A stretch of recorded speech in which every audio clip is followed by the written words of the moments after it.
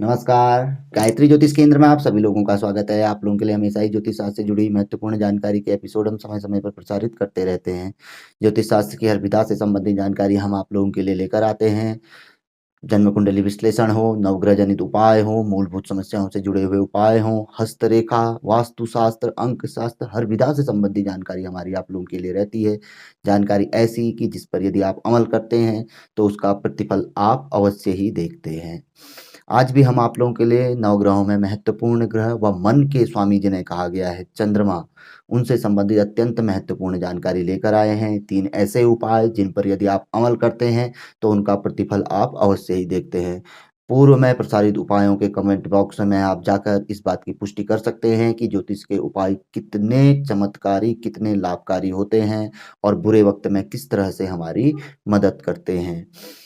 चंद्र ग्रह मन के स्वामी हैं। चंद्रमा मनसो जातः कहा गया है। जिसका मन काबू में है उसका सब कुछ अच्छा होता है। और वैसे अगर देखा जाए तो हम अधिकतर निर्णय जो होते हैं अपने जीवन के मन के हिसाब से लेते हैं, बुद्धि का प्रयोग हम बहुत कम ही करते हैं।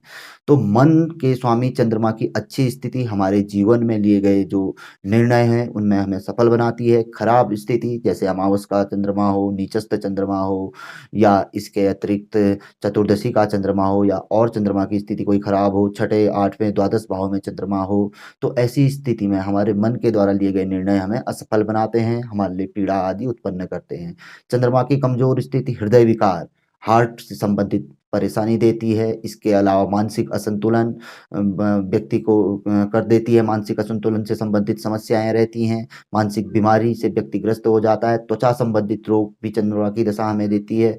इसके साथ साथ ही व्यक्ति का अधिकतर समय दवा डॉक्टर के पास ही बीतता है, यानी कि जो उसकी इनकम रहती है, जो कमाता है, कहीं ना कहीं किसी न किसी रूप में वह पैसा कहीं डॉक्टर, दवा, इन चीज़ों में चला जाता है। तो चंद्रमा को अवश्य ही मजबूत रखें। चंद्रमा की ज़्यादा मजबूत स्थिति भी ठीक नहीं रहती है, व्यक्ति को अति चंचलता दे देती है और व्यक्ति बिल्कुल इस बेकाबू भी कभी-कभी हो जाता है और जिससे कि उसे हानि उठानी पड़ती है। चंद्रमा की एक शुभ स्थिति एक सीमा तक ही सही मानी जाती है।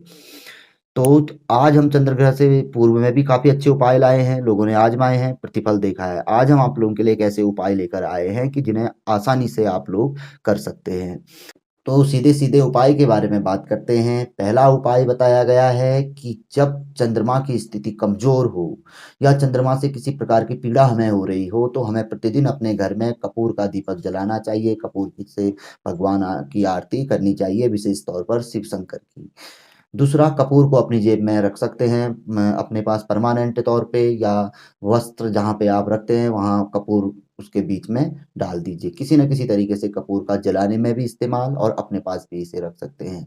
ये एक ऐसा उपाय है जिससे चंद्र ग्रह जनित पीड़ा व्यक्ति की धीरे-धीरे दूर होने लगती है। दूसरा उपाय बताया गया है कि जो वर्षा का पानी होता है उसे चांदी के पात्र में रखें और उसे अपने घर में रख लें। और कहीं मंदिर पे, ईशान कोण पे, ऐसे शुभ स्थानों पर आप उसे रख सकते हैं। अपने अगर यदि आपका कोई व्यापारिक स्थल है तो वहाँ पर को काउंटर आदि में भी उस जल को रख सकते हैं, जिससे कि चंद्र ग्रह जनित पीड़ा जो हो रही हो, क्योंकि चंद्रमा को व्यापार का भी कारक माना जाता है। यदि व्यापारी वर्ग के लोगों को चंद्र ग्रह जनित पीड़ा है तो उन्हें तो अवश्य ही वर्षा का जल चांदी के पात्र में रख लेना चाहिए, जिससे कि चंद्र ग्रह पीड़ा धीरे धीरे दूर होने लगती है। तीसरा बताया गया है, अत्यंत ही महत्वपूर्ण है, ज़्यादा नमकीन भोजन नहीं करना चाहिए। जिससे कि क्योंकि ज़्यादा नमकीन भोजन करने से चंद्रग्रह पीड़ा बढ़ भी जाती है और व्यक्ति को खराब फल भी देती है। दूसरा, इसके साथ-साथ ही जो घर पे वर्षा का जल हम एकत्रित करते हैं या जो घर पे जल टैंक होते हैं, उन्हें खुला रखना चाहिए, उन्हें बंद नहीं रखना चाहिए, किसी न किसी तरीके से वह खुले रहें। जैसे सिंटेक्स आदि होता है, व्यक्ति उसमें ढक्कन लगा देते हैं, तो ढक्कन ना लगाएँ। चंद्र ग्रह जनित पीड़ा है तो उसे खुला रखें, क्योंकि चंद्र ग्रह का क्रीड़ा स्थल माना गया है जलाशय, वह खुला रहेगा तो किसी न किसी तरीके से चंद्र ग्रह प्रसन्न हम पे रहेंगे, उनकी पीड़ा कहीं न कहीं हमसे दूर होने लगेगी। तो संक्षिप्त में हमने आप लोगों को ये जानकारी दी, काफ़ी अच्छी जानकारी थी ये। चंद्रग्रह जनित पीड़ा में अगर हम इन उपायों को आजमाते हैं, कपूर का दीपक प्रतिदिन घर में करते हैं, अपने पास कपूर रखते हैं, वर्षा का जल चांदी के पात्र में रखते हैं, इसके अलावा नमक का प्रयोग थोड़ा कम करते हैं, कम नमकीन भोजन करें हम, इससे भी चंद्रग्रह जनित लाभ प्राप्त होता है। तीसरा, घर में जो जलाशय है हमारा, क्योंकि चंद्रमा का क्रीड़ा स्थल माना गया है, उसे खुला रखें। इससे चंद्रग्रह जनित पीड़ाएं हमारी धीरे धीरे दूर होने लगती है, वह चंद्रग्रह का शुभ फल हमें प्राप्त होने लगता है। ज्योतिष संबंधी जानकारी पर यदि व्यक्ति अमल करता है तो उसका चमत्कारिक प्रतिफल अवश्य देखता है। आप देखेंगे हमारे पूर्व के जो एपिसोड हैं या जो चल रहे हैं, उसमें कहीं ना कहीं लोगों की अपनी अभिव्यक्ति आते रहती है कि हमने यह उपाय आजमाया और इसका हमें इतनी शीघ्र ही हमें इसका प्रतिफल मिला। यानी कि उपाय जितने भी हैं कारगर हैं, लाभकारी हैं और विशेष तौर पर चमत्कारी हैं। हाल ही में एक बात बताएं, एक व्यक्ति की कोई चीज खो गई थी, उन्होंने हमें प्रश्न विद्या हमसे करवाई, तो कोई 29 लाख का उनका एक कागज था, चेक था, जो कि खो गया था वहाँ ऑफिस में ही, और बड़ी समस्या में वो थे और बिल्कुल घबराए हुए थे और डरे हुए थे क्योंकि दोबारा वो कागज नहीं बन सकता था। तो उन्होंने हमसे प्रश्न विद्या करवाई, हमने उन्हें बताया कि इस दिशा से इस दिशा में आप देखिए, आपको अवश्य ही मतलब वो कागज मिलेगा। दूसरे दिन उनका फोन आया और उन्होंने कहा कि हमें कागज मिल गया है। पहले दिन वो हम इतने घबराए थे कि कोई पूजा करनी पड़ेगी, ये करना पड़ेगा, और हमने कहा कोई पूजा नहीं, आप इस जगह पे देखिए आपको मिल जाएगा। ज्योतिष विद्या इतनी कारगर होती है।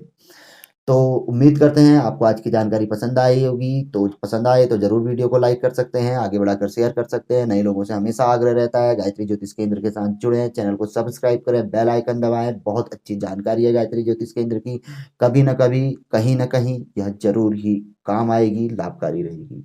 तो मिलेंगे ऐसी किसी बहुत अच्छी जानकारी के एपिसोड के साथ अगले वीडियो में। तब तक के लिए नमस्कार, जय श्री राम, जय श्री कृष्णा, ओम नमः शिवाय।